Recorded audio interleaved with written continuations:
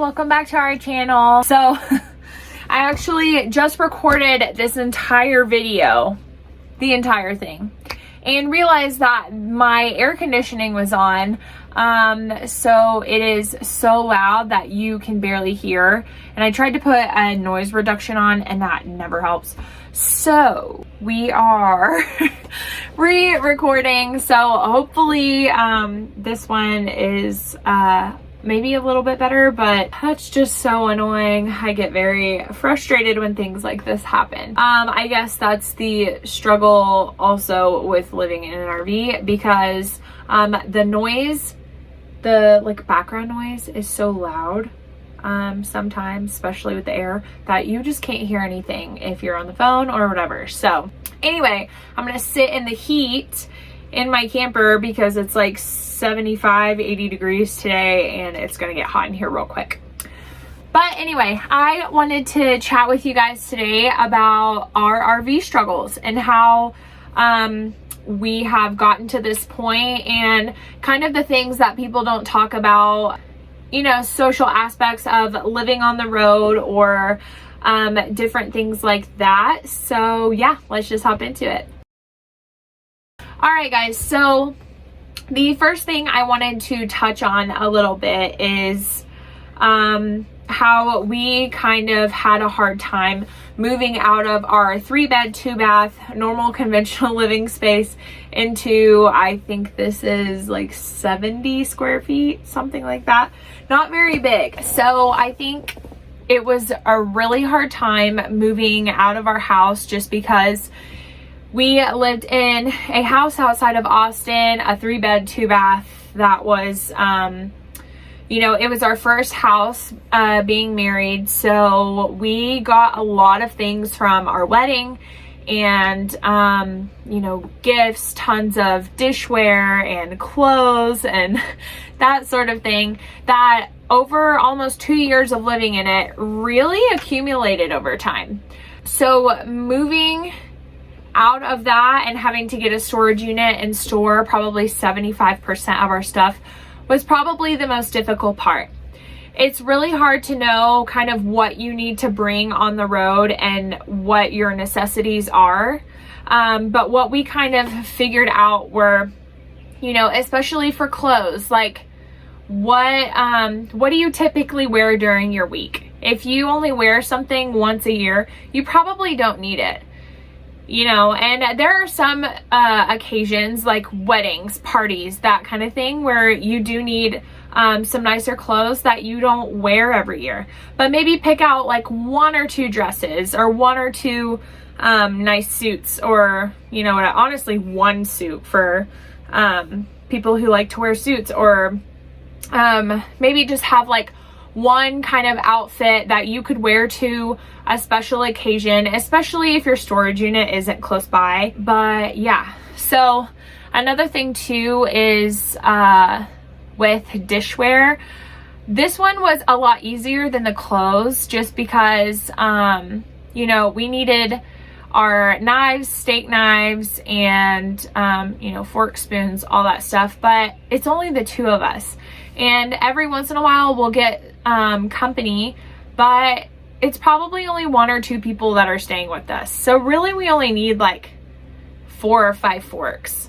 So that's something to consider too, because at my old house I had 10 or 15 forks, probably 2 sets of silverware per type of silverware, if that makes any sense. So yeah, I think on dishware, it's really easy to minimize, and it's also I've learned, like, if we ever go back to a house, I probably will actually only keep a certain amount of dishware anyway, now living minimally, because I know that there's way less dishes. So if we had 10 or 15 forks, we would probably just leave half of them in the sink and never wash them. So I know for us, it's been really beneficial to only have a couple of cutting boards, you know, some really good knives, and just staying minimal on all that kind of stuff. All right, so I think for the next topic I wanted to touch on is a little bit more on the social side of things.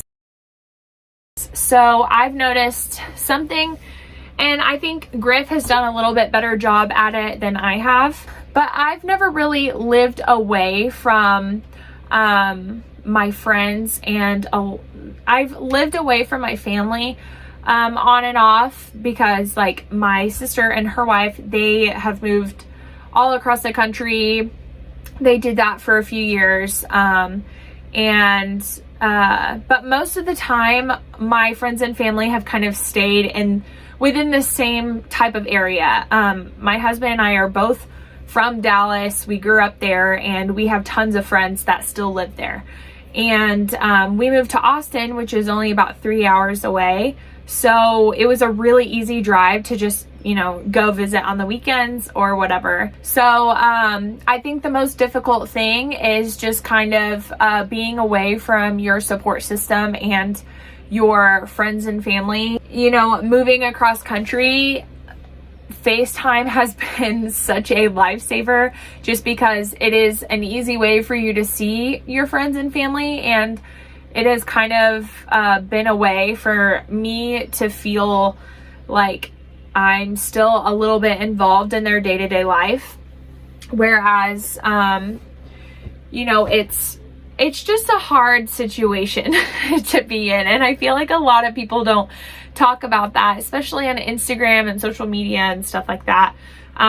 You kind of only get the glamorous pictures and the glamorous videos of what it's like living on the road, but people don't really talk about how, it is hard to travel back and forth to see friends and family. And, like a couple of my friends had some celebrations this past week, and it was really hard because I wasn't able to be there. So I think for me, feeling left out a little bit, and sometimes feeling guilty, like, oh, I should be there, like, but no, I'm like being selfish and, doing the travel thing and doing things that I want to do for me and my family. So yeah, I think that's just probably the hardest part, is knowing that you want to travel and knowing that you want to accomplish other things and live an unconventional lifestyle, but not knowing how to navigate it with friends and family. Okay, and the last thing I kind of wanted to touch on a little bit too is jobs. Now, I know this can be hard. This has also just been a very weird year because of COVID. So I think that finding a seasonal job for us has been really beneficial. And Griff is a fly fishing guide, and luckily for us, his job is typically seasonal. So in the winter, we are in Texas fly fishing for trout, and then in the summer, we have been here in Montana fly fishing for trout. And I had more of a stable, or not, I don't want to say stable. He had a very stable job in Texas, but my job in Texas was not like a seasonal thing. It was just a consistent job in one place, and I couldn't really do it remotely at all or anything like that. So I think that's the hardest part, is, of being able to find jobs. And one thing I would recommend too is, if you are struggling finding a job, I would suggest looking for, small social media jobs, even a couple here and there, going on Instagram and helping someone grow their page, getting paid a certain amount a week. And if you have multiple little avenues of income, that can really help. And also, if you don't like to work online and you like more of that tangible kinesthetic work, I would say go look online and see if there are seasonal jobs where you're going to be living. I know there's a website, and I will try to find it and link it below. But there's a website where you can search where you're going to be traveling, and people will put up jobs that they're, looking for workers to come help them, like on their strawberry farm, or, come help them with their horses, or different things like that. And a lot of that is more north, you know, in the mountains and stuff like that. But you really can find seasonal jobs. You just kind of have to search and be a little bit patient. All right, guys, so I think that is all for today. Thank you so much for watching our videos. And if you could subscribe and like this video, I would... Anyway, if you could subscribe and like this video, I would really appreciate it. And hopefully in our next video, Griff will be able to join us. But thank you so much. And yeah, y'all have a good week.